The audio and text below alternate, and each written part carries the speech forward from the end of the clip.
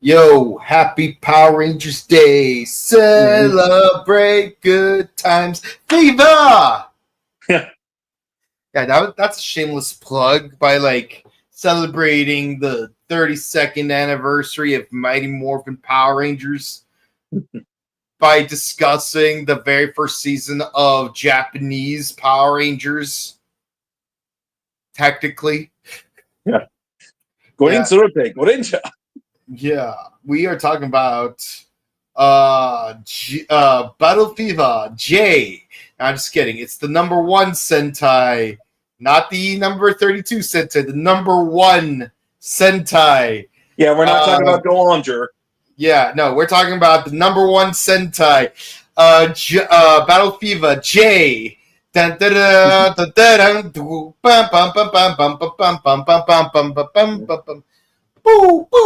GQ が君へをあげてるぜ。バトルフィーバー。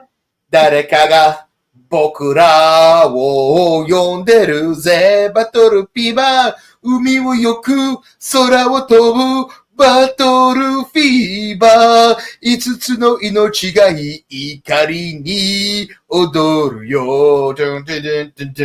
Win the battle. Get rich quick. We got Bokeh hanging out with Kumate, bribing some Arab dude. No, that's literally the plot of the episode. Yeah, although it's kind of interesting how you mentioned Battle Fever is the first Super Sentai. Because it technically was. Actually, it turns out that Go Ranger and Jekka were always meant to be part of Super Sentai. See, they were just called Sentai back then. Well, hear me out. Because when Sun Vulcan was airing, there were magazine scans that showed the first 5 Reds up to Sun Vulcan. And some Sentai members from Go Ranger to Sun Vulcan. And there was also a VHS tape that had the openings from Go Ranger to Flashman. True. When you watched Turbo Ranger Episode 1, the second greatest car Sentai behind Bokinger. Behind Car Ranger. I know what I said. The very first episode was called The Gathering of the 10 Sentai Teams. And guess what? It had every team from Battle Fever J to Live Man. That's true, but the thing is that... But then during O-Ranger, they kind of redid it again. Yeah, well, the thing is that, like I said, at first, up to Flashman, Go Ranger, Jekka were added, but they were also under Shotaro Ishinomori's copyright. So, I'm guessing from Mask Man, I'm guessing that's where it started, because, Live Man also celebrated, as the 10th Sentai, and then, Turbo Ranger did that all Sentai gathering there. But around the time when O-Ranger happened, and Shotaro Ishinomori's health was declining, so he gave Toei the full copyright to Go Ranger Jekka, and they were fully a part of Super Sentai again. While in kind taking away Saban's copyright of a different property. Roughly at the same time. Master Rider? Yeah. Yeah. Funny how that works. It's like a zero sum of equivalent exchange. I will grant Toei the rights to Go Ranger and Jekka in exchange for taking away Saban's rights to Master Rider. Is that true, though? Because, I've heard that for years, and I haven't found really any concrete proof of that. Plus, if you think about it, Black RX was the last show, and there weren't any shows between Black RX and Kuga other than, the Shin Zeto and J movies, but those were just movies and not series. So could they really adapt more Kamen Rider if they wanted to? I mean, they would have to go backwards to an extent. Yeah, like VR Troopers. I mean, here's the thing. With Black was not in Black RX for very obvious reasons. So they could have made a second season of Master Rider that just uses footage of Master Rider Black. You're going to have to do a really damn good job explaining why He went from having a green form that can change into 2 other forms to having a black form that doesn't change into any forms, period. It's a reverse of Black RX. Yes, but the thing is, it is technically possible, like how they basically turned Metalder into Scheider. I mean, theoretically, they could have turned, the 2 characters from Spielbahn into like G-Bahn and Juicebian. Yeah. Like, it would be frustrating, or heck, they could have even turned one of them into Charavan, and then just introduce like Captain Chaku's dad. And then like using the original Gavan suit. Yeah, and then the 3 of, and like, so we would have JB and Ryan as Charavan and Scheider respectively, team up with Captain Chaku Sr. Caitlin is gonna hang out in some other capacity because like, I don't want to completely get rid of her, because let's be honest, she's my favorite VR trooper.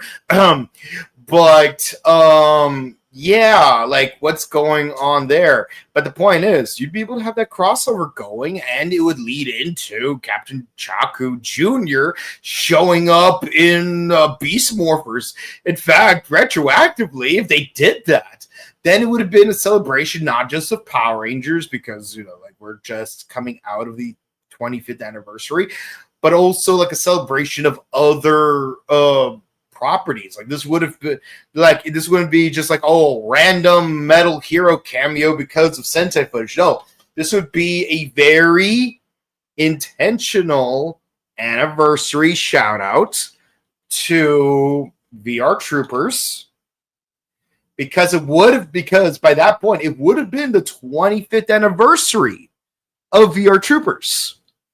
It's true. Yeah. And you could throw in the Beetleborgs in there somehow without saying, oh, they're working for Vengeance. Actually, you could very well say that they were working for Vengeance, because turns out Evox was Vengeance. Not the same Vengeance, but they could explain away that, oh yeah, no, they're the same Vengeance, but from 2 different points in time. Heck, they could have even tried to fuse together the combat data of both Vengeances, kind of like Super 17 from Dragon Ball GT, but do it better. Yeah. See, us fans, we know how to cook. We got the sauce. We got the power. Yeah. Like I said, fans can come up with better ideas than the official writers. Yeah, guys, we be cooking. All right, but seriously though, like, on the subject of freaking gratuitous AI and whatnot. Oh, and our last episode's discussion of Johnny's Closet. In this episode, we go looking for Johnny's Closet. And find stolen Huma gears. Yeah, apparently Johnny's been stealing some Huma gears. Fiend! The Fiend! Yeah. So the episode starts off with a very interesting yet very bizarre beginning, though not completely out of character. Bokeh gets reprimanded for having a tribute to Riku. And Tega June's not too happy. It's like, you should love no one but me. I am the only one you should love. And I'm like, no, B word. You don't get to dictate what other people love. But the humans are flawed. But not Riku, he's perfect. Besides, you're an AI. Which means you're the ultimate imperfection. Yeah, I went there. Yeah. You want me to go further? I will go further. I will go to the ends of the earth. Shocker. You can't escape me. I'll chase you to the ends of the earth. Yeah. Yeah. So I'm going to take this whole perfection speech a little bit further.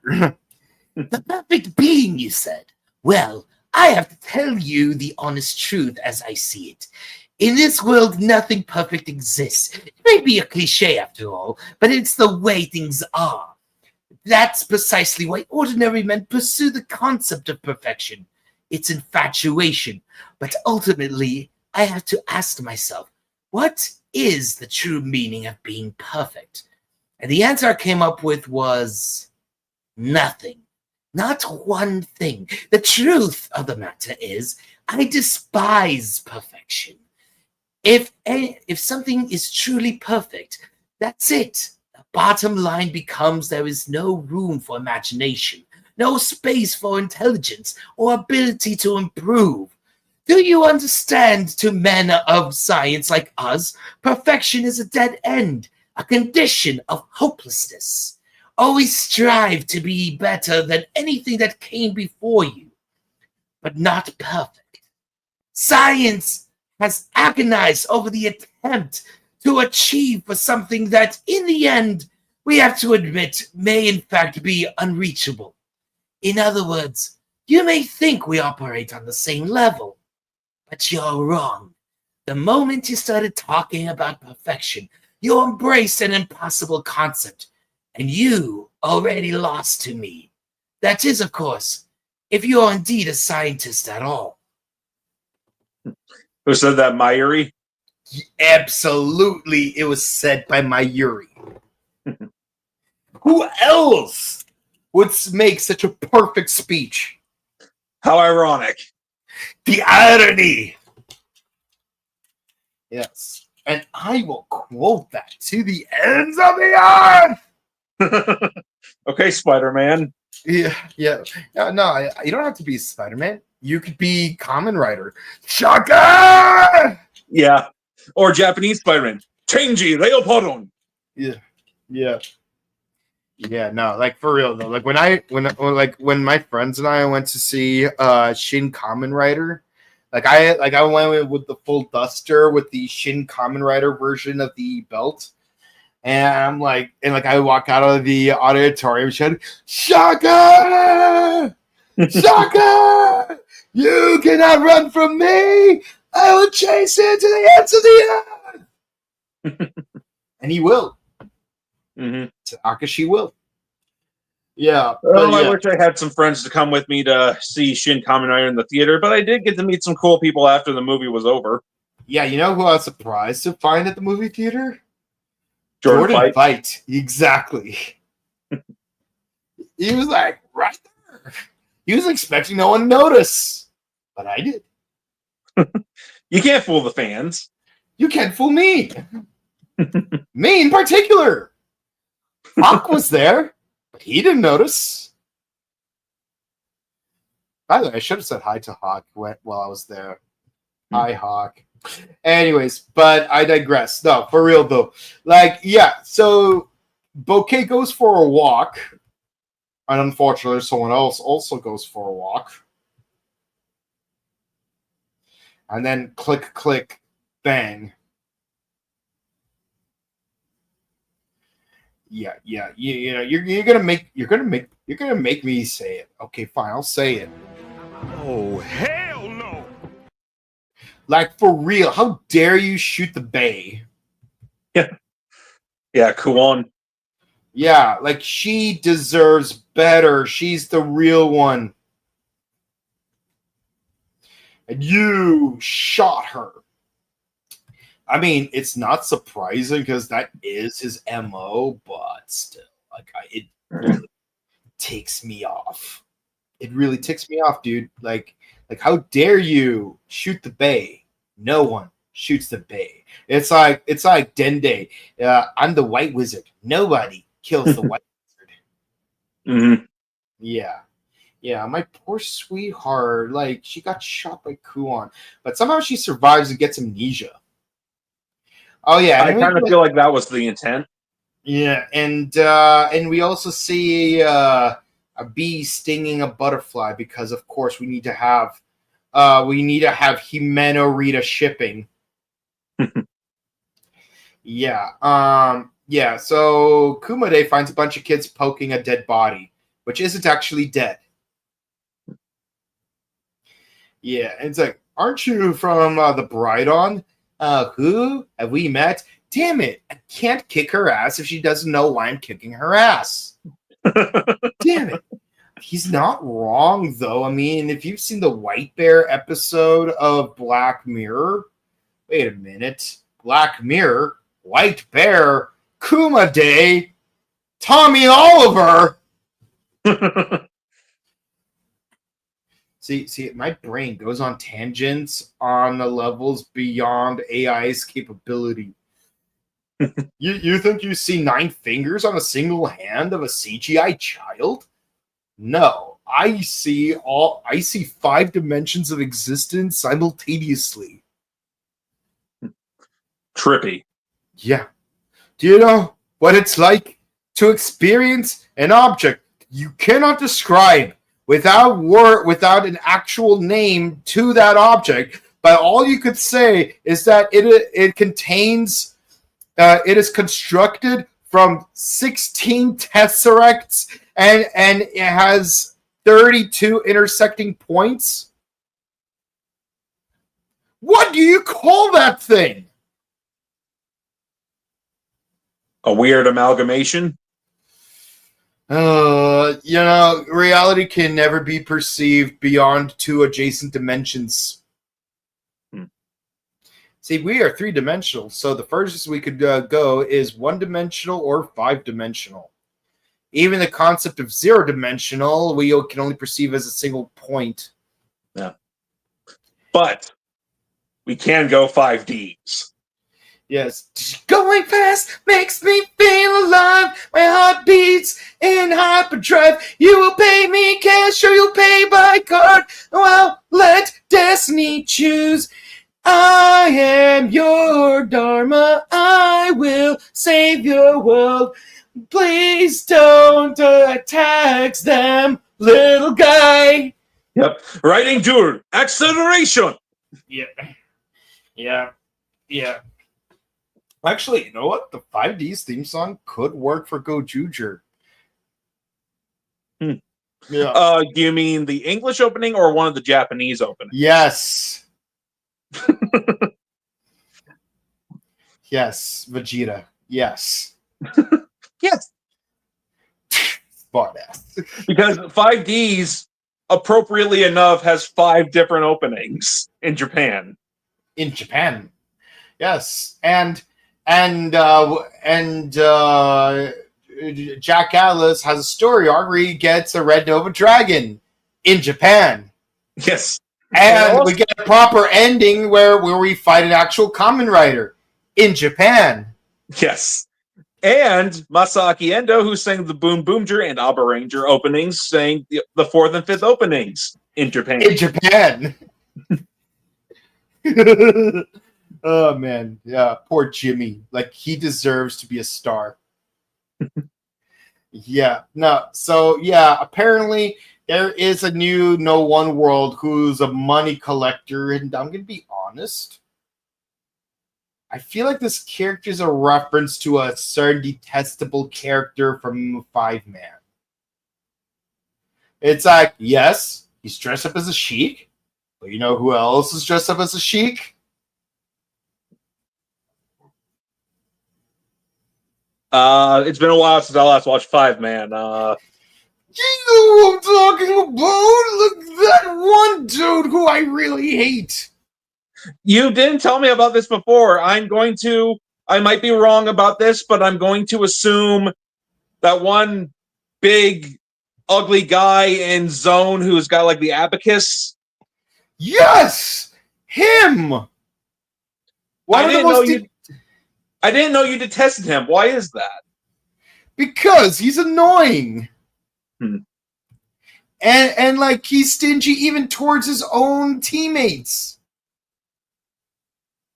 Yeah, he kind of this particular no. I can see where you're coming at, by the way, and yes, he looks like Dongoros. And I'm not disagreeing in the slightest. But besides, and I can see your point. But this No One World also kind of low key reminds me of Don Donero from Time Ranger. Mm-hmm. Oh yeah, that dude, Bluto's Japanese counterpart, was actually Rancic's counterpart at the same time. Yeah, it's interesting how that works. Yes, it's like, he's a mob boss. Let's nerf this dude. Let's nerf this dude just so that we can make an even more badass villain in America. Yeah. Who's also Australian. Yeah, he's a mob boss, and he's not stupid in Time Ranger, but he's an idiot in Time Force. Oh yeah. So he challenges Scuba Day to a competition of who could collect the most money. And the first place we go to is what is probably Dubai or Saudi Arabia.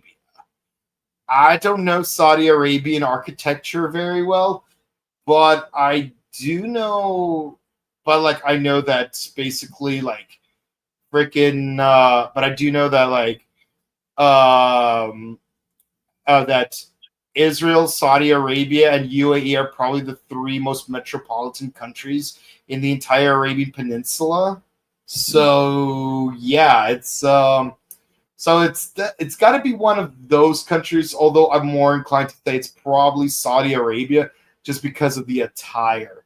But what really throws it off? But incidentally, the evil No.1 World. Oh yeah, and so basically there's a sheik, and he basically pays Kumade 11 billion yen to retrieve his corgi. What a steal! What a steal to him. Yeah, like Bouquet's like, but shouldn't you do it out of love? Yeah, money is love. Like he goes like full Seto Kaiba here. Like it's like money makes the world go round. Round. English Kaiba, that is. Yeah. Yeah. Meanwhile, in Singapore, the No.1 World creates fat-free water. That's the best way I could describe it. He's selling fat-free water. And it turns out it's just tap water. Which is fat-free. Yeah. So he's basically just doing one of the biggest ripoffs I've ever seen.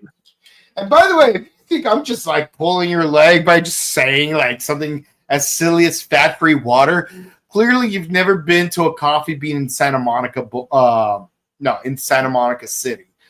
Mm-hmm. Yeah, because if you go to a very specific coffee bean, they really do have bottled water where the label says, and I kid you not, fat-free water. Learn something new every day.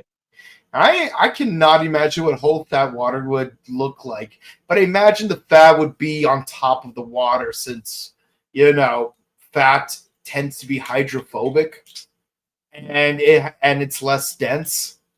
Maybe. Yeah. Yeah, so you got all these rich dudes buying out fat-free water in Singapore, and I assume it's Singapore because there's beachfront properties, and every guy there is rich, and they're all Asian, and they're crazy. Dare I say they're crazy rich Asians. I knew you would say that. Included. Yeah, this isn't Aquafina. This is Dasani. I don't like either of those water brands or rappers. Yeah, Dasani literally has salt in it.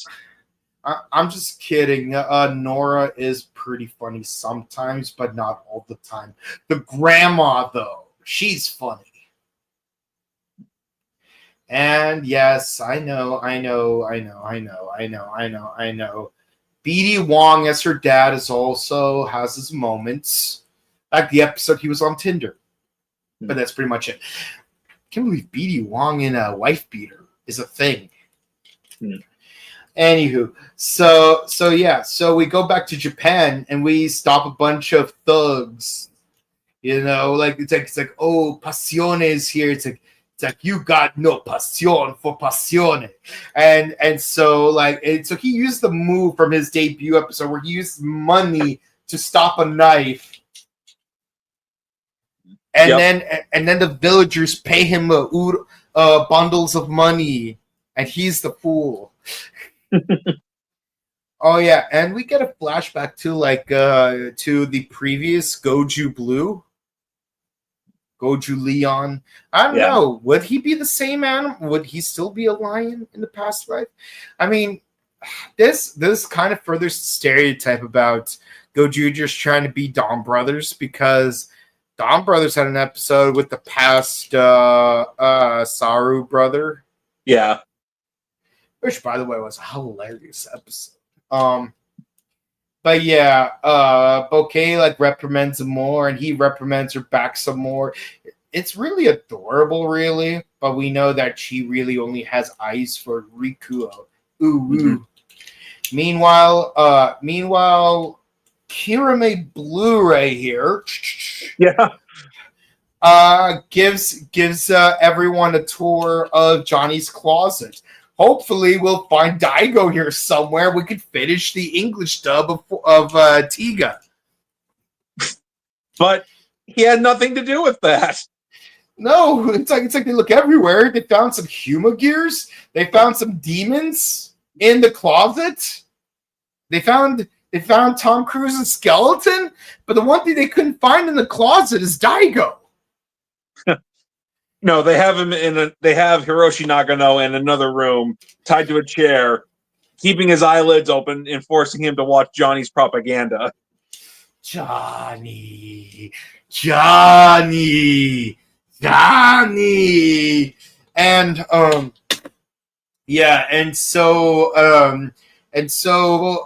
Kirame Blue reveals that much like Bunreto, he is actually Baton Japan. Yes, when Captain Japan raises his mighty beam, all who choose to oppose his beam must seem to be real weak sauce and skibbity toilet. Yeah, no, for real. It's crazy. Oh, no, okay, I'm gonna be real with you. Seeing Battle Japan in present day setting is very interesting. I'm very much enjoying it. Like, it's like, like you see him in the background whenever they have like a superhero Tyson moment, but like to have him have like a full scene to himself, it's like, this is good. I'm enjoying this. I want more of this. But then it's cool to see Battle Japan suit again. Yes. But then turns out he too has a battleizer using generative AI. It's like, God damn it! Kuon is not only in charge of Johnny's closet, but he also conglomerated with Smart Brain. Yeah, and his upgrade armor is clearly reused parts from Stace Caesar's armor. Yeah, I was thinking like that looked familiar. I'm like, is that Hot Kaiser? No, it's Space Caesar. Which makes sense because Space Caesar was basically a reference to Battle Fever to begin with. Yeah, it makes perfect sense. So it's like watching Kamen Rider Geats all over again. It's a ripoff of a ripoff. Yeah, not to disrespect Geats, but let's be honest. Geats is a ripoff of Squid Game, which is a ripoff of Kamen Rider Ryuki. So wait, they're ripping off their own material in a way? Exactly. And as we all know, if you cite your own material, you gotta cite yourself. You can't there is such thing as plagiarizing yourself. Yeah, it's interesting how they basically combined Battle Japan with Stace Caesar. Yeah. But Tokusatsu has a history of reusing props and suits and modifying them and whatnot. So, budget reasons. Yep, budget reasons. Yeah, we'll go with that. So, yeah. So, basically, Johnny's Closet teamed up with Smart Brain because they're using generative AI to create a battleizer for Battle Japan. Yeah, predictive AI, Excel for Blaster, Vice Blaster. So in this season, we've gotten character upgrades or alternate forms of Battle Japan, Red Racer, and Shinken Red. more or less. Yeah. 2.5. I wonder if we'll get more throughout this season or not. Yes, they should. Thank goodness that Ryu Soldier was not one of them. Oh, yeah, one of my favorites. Oh, yeah. You know who should have, though? Boken Red. just put Zubon's face like right there on his chest. Like an Overdrive? Exactly like an Overdrive. Yes, Overdrive was ridiculous with the Battleizer, but at least it was a Battleizer. Mm-hmm. Yes, and I just can't get over the whole Stay Caesar thing. Yeah, so yeah, he's almost mopping the floor with them. Because apparently, he's tired of being number 2. And let me tell you, when it comes to like having a new character with a new motivation, I'm here to tell you right now, we don't care. Let me tell you. We don't care. Jerry. it's like we already have Kuon, we have Candelabra, we have freaking Riku's brother. It's like, how many more rivals do we need?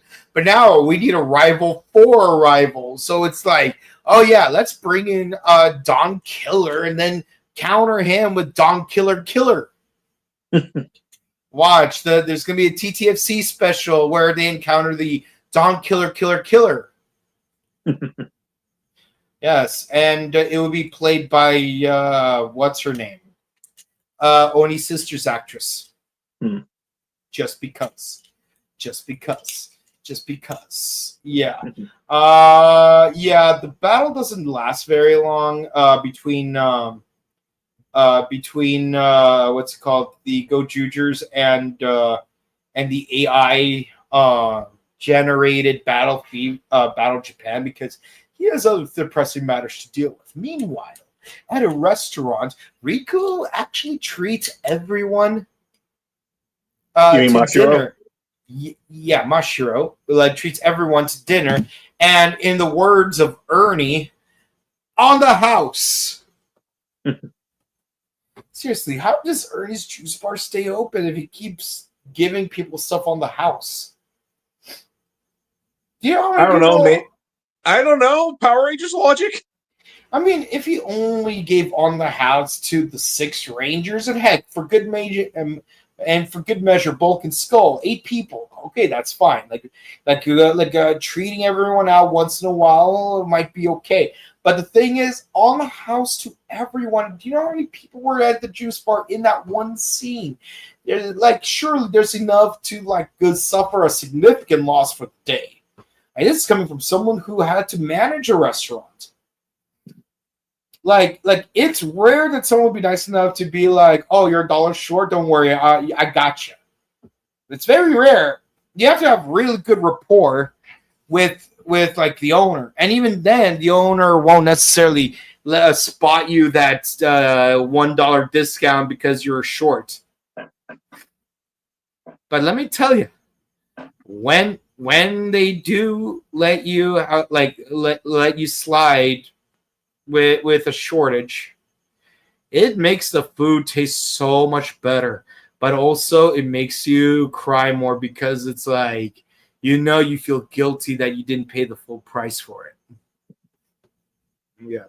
So in the words of another person that we all admire, Sa omae no kimi wo kazue. Yeah. But yeah, no, it's but yeah. So yeah, he's treating everyone out. Obviously, Bear-kun is very upset because how are we gonna tax everyone if we keep giving them food on the house?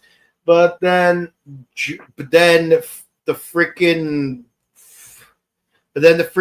Dongoros No.1 World is like, I'm back. Good to pay up. And yeah, it's like, so what's really interesting is that it's at this point where you start to realize this is not just a battle of two greedy dudes. No. This is much bigger. This is much more poetic. This is the battle of free market capitalism versus corporate capitalism. Because even though Kumade, I'm sorry, they both have that winner smile. You gotta forgive me for that. Because even though Kumade has fewer money bags, he still like his money still had value because he circulated, because money is love, money is life, and love makes the world go round. Yeah. So Mr. Krabs with that song from Powerpuff Girls. Yes. It's love makes the world go round, SpongeBob. Yeah. With that song from Powerpuff Girls. Something about puppies and kitty cats. I'm sorry, but when I could not get into that part of the song with the that part where like the three of them are singing three different lyrics at the same time, like a freaking Simon and Garfunkel and Artfunkel. Yeah, it's like I hate that overlap, and it's like okay. So like Buttercup is doing the main chorus, love makes the world go around. It's like Bubbles is like I won't be hurt by the things that you do. I'll draw some flowers and I'll give them to you. Okay, that's fair. That's fair. You're like trying to connect, but then like Blossom's like it's like puppies and kitty cats, and then the rest of them, the rest of her lines are just like incoherent because of the overlap. I'm like, what do puppies and kitty cats have to do with anything? Okay, to be fair, puppies have everything to do with everything. And kittens. But kittens, though, it's like, how's this relevant? Because kittens are adorable. I suppose the babies are okay, but the full-grown cats, I don't know. They're kind of jerks. Like they trip you down the staircase. Not my cats. My cats have always been well behaved. Yeah, but your cat's only like 5 months old. To be fair, I'm just kidding. My current cat is 2 years old. Anyways, and my cat I had before her was 18. Anyways, supremacy. Okay, but for real though, Turbo Ranger supremacy. Okay, but for real though, it's like, yeah, so because Kumade is circulating his money, the money he has value, which is true. But because the other dude is hoarding all of his money, and I do mean hoarding all of his money, that means his money has no value. It's just stuff. It's just stuff. Mm-hmm. And therefore, you are broker than a flatty McFlat. And apparently it's enough to make the money cry because it's not being spent. Yeah. Money wants to be spent. Just like how a Mr. Meeseeks wants to be used. I'm Mr. Meeseeks, look at me! It's like, hi, Mr. Meeseeks, I want to be used by you. Mm-hmm. I want you to use me. I want to be used by you. Life is torture for Mr. Meeseeks. I've been alive for 2 days, an eternity in Meeseeks time. Yeah. Hey, at least you didn't get the Kirkland brand, Mr. Meeseeks. Hi, Mr. Meeseeks, look at me. Oh man, I remember when I had to work at a store and it was Halloween season and it was mandatory to wear a Halloween costume to work, and equally mandatory, we were required to wear our uniforms on top of our costumes. Good luck with that, depending on what your costume is. So I put on a Mr. Meeseeks costume and put my orange uniform shirt on top of it. It was perfect. It was like Mr. Meeseeks was actually working at the store. And I was in full character. It's like, hey, Mr. Meeseeks, look at me. It's like, oh, Mr. Meeseeks, I'm looking for a Star Wars costume. Will do. Here's an Obi-Wan Kenobi. It's $185, but it's completely authentic. If you want something for the kiddos and inexpensive, here's a Darth Vader. And then as soon as the customer is satisfied with their purchase, I just like throw a smoke bomb and then hide away in another aisle. Yeah. Thankfully, I had 75 smoke bombs ready to use. Yeah, which is a lot better than just simply using the low budget method of, hey, look, a distraction. Whoa. Mm-hmm. Yeah. So now you know the difference between free market capitalism and corporate capitalism. Because in free market capitalism, everyone wins to various degrees. But in corporate capitalism, nobody wins, including the rich CEO who works half as hard as you do driving around in a Porsche. Class war.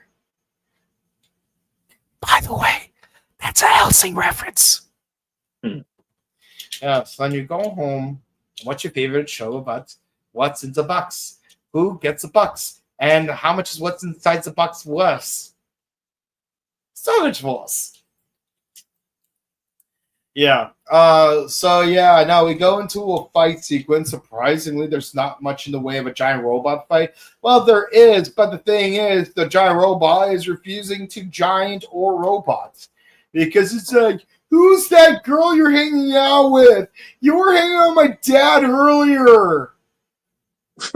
I thought you were supposed to be a Buddha or something. You're corrupt. I hate you, brah. I'm like, did Goudaburn turn into a teenager? I guess. Yo, this is like Groot. Hey, get it. What did you say? I am Groot. Yeah, the thing, that's Groot. The thing you should know about him is that he only says 3 words. I and M and Groot, and only in that order. Yeah, like freaking Good Bang is being a little prissy, good for nothing.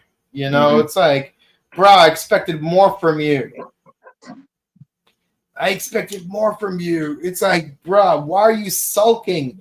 And then of course, freaking Candelabra's Megazord just attacks him from behind, because what else is Candelabra supposed to do? Just stand there? Oh yeah, and Candelabra tries to reclaim Bouquet, but she has no memory of him. It's like, girl, if you don't get back here, I'm gonna bring you back by force. I get that you're her bigger brother, but dude. But while they're fighting, freaking Bat Beaver knockoff just kidnaps this girl. Bruh!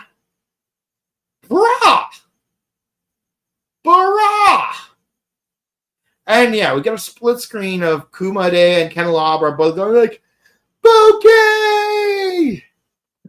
It's like, are the two of them going to team up? I really hope I see them team up.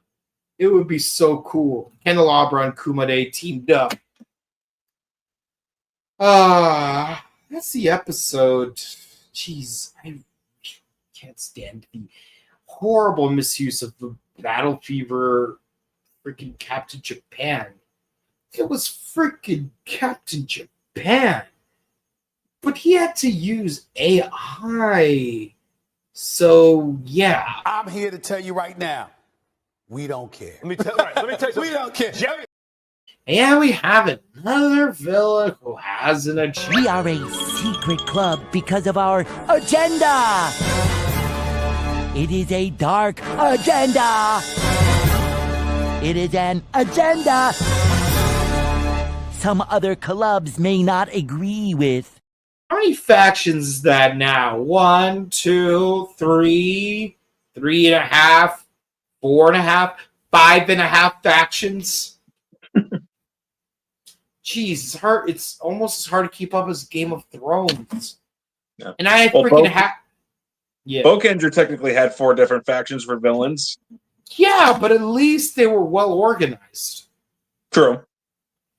Yeah, it's like they're not just like some random factions. It's like they clearly have an intent. Like 2 of them have foot soldiers and a monster.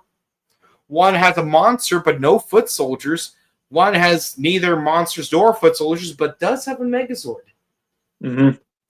So sometimes they have to borrow Megazords from each other or borrow foot soldiers from each other. And there was this one time when a Megazord became armor for a giant monster. Yep. Samurai armor episode thing. Yeah, to where it's like Battle Fever Robo.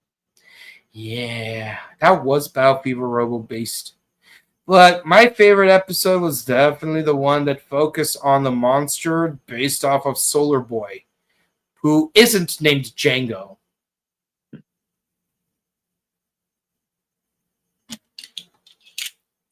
Which, by the way, I can't help but feel a certain episode of Jetman has the same plot.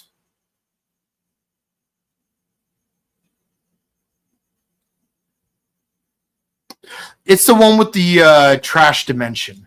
That one. It's trash, but it wants to be a good guy. But then it becomes a bad guy. But then it sacrifices itself so it could stay good in someone else's memories. Mm-hmm. The only difference was that Totsugami actually stayed alive, but stupid. But at least he had a cucumber. Hmm. And Sunset, he's still wanting the earth to this very day, not knowing the sacrifices made to keep him alive.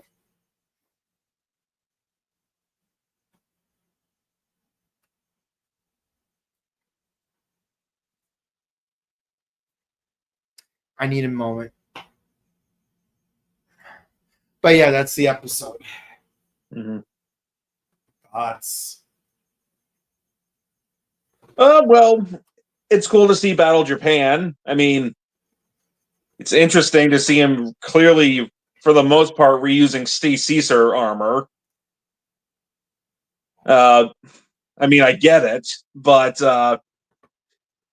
yeah, I wonder how Steve Caesar would feel about that if he saw that. He's like, hold up, it's the guy I'm based on, but he's wearing my armor. God damn it, Dad! Do you now have 1,025 wives?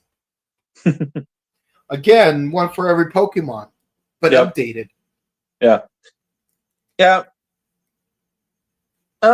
It's nice seeing, Kumade being nice to Bouquet, because let's be honest, Bouquet is cute. So, yeah, I mean, it was a pretty fun episode. I'd give it an 8.5 out of 10. I would also give it an 8.5 because I love that Bouquet is getting some character focus. I love that she's actually learning things about humanity. Maybe she'll learn what it means to love with intent. And I hope there won't be some crazy love triangle involving Kumade and Rikuo. I'm definitely looking forward for a team up between Kumade and Candelabra.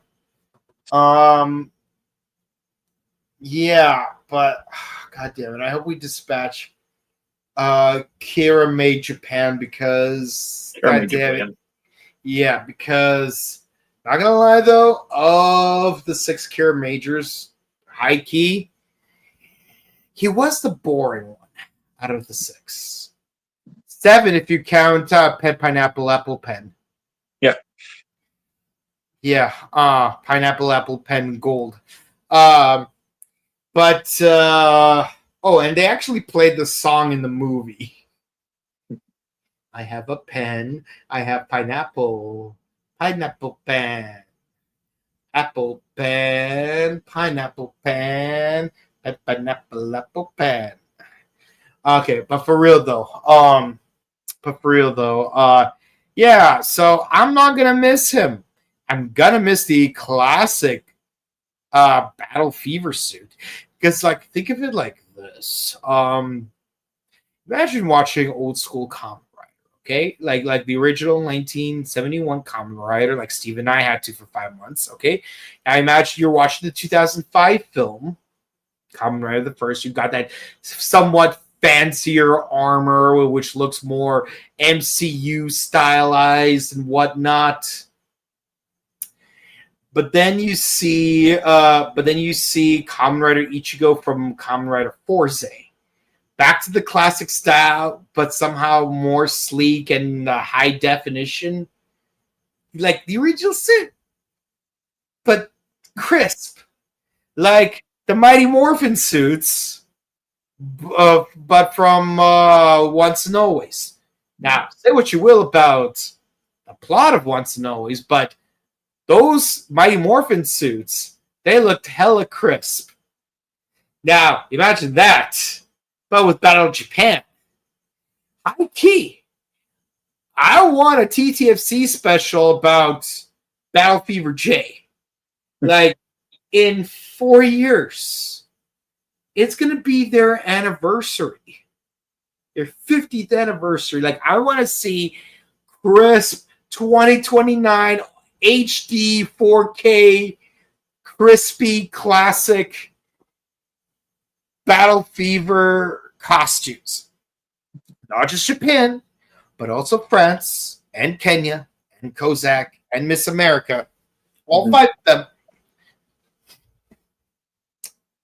Man, I would be so cool. So cool. So cool. Wow, I'm in Battle Fever J. But yeah, 8.5. Yeah, I'm glad we're getting a lesson on proper capitalism because a lot of people don't know how it works. And yeah, I'm sad that we got to search high and low throughout Johnny's closet, but we couldn't find Daigo in it. Hopefully someday we can save Daigo. For Daigo! For Daigo! For Daigo! Seriously, Johnny. How many times do we have to teach you this lesson, old man? Let Daigo out. Okay, let's go to the comments, guys, because like we want to get through this. Okay, so why was Battle Fever J considered the first ever Sentai at one point? We went over this. Yeah. Copyright reasons. Mm-hmm. So I just realized that except for King Oger, we had got at least one returning actor from each Reiwa Sentai series. Who came back from Ryu Soldier?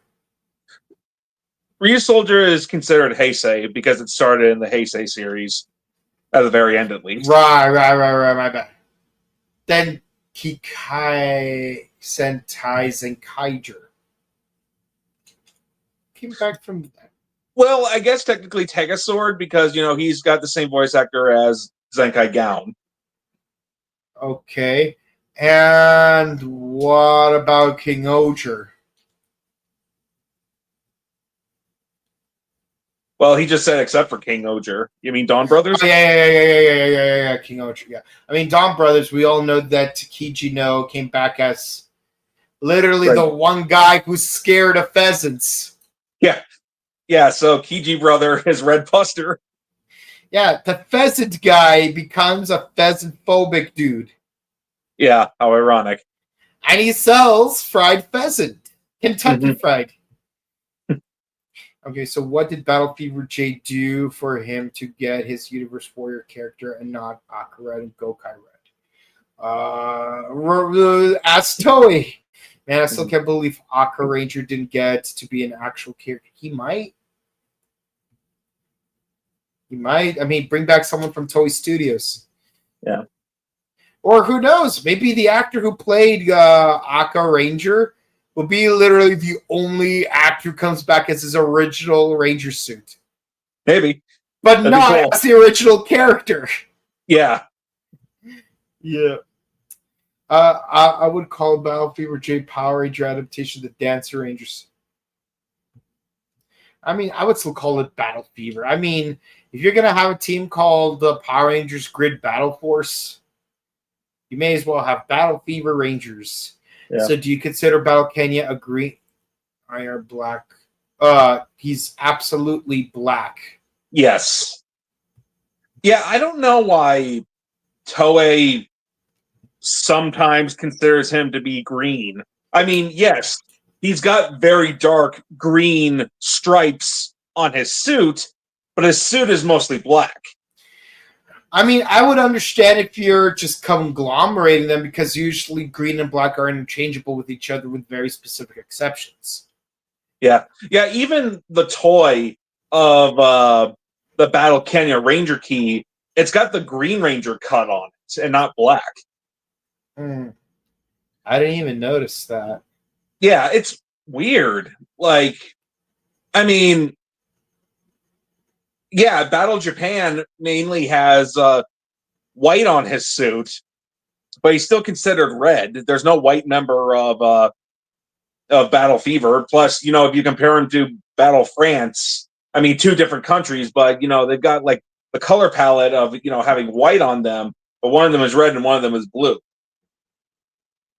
That would be like if we considered Battle Cossack to be yellow when he's clearly orange. Yeah, I mean, we do count him as a yellow category because, you know. But the thing is, Blue and Orange would also fall into the yellow family. Yeah. Just like how black and green would fall into the same family. Oh, look at that. Yellow finally has an interchangeable color along with green and pink. Mm-hmm. Oh my God, can you imagine there'll be a season where we don't have a Blue Ranger? Closest thing to that would be the Pat Rangers.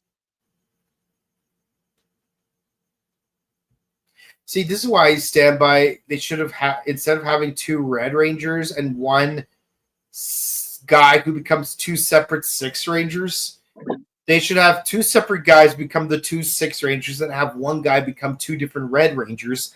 And then there would be like an in-between form, which will be his true form. So then you have the one Red Ranger plus the two Lupin Rangers plus the two Pata Rangers plus the two Six Rangers. So you have a team of 7 characters. Yeah. With only one Red Ranger.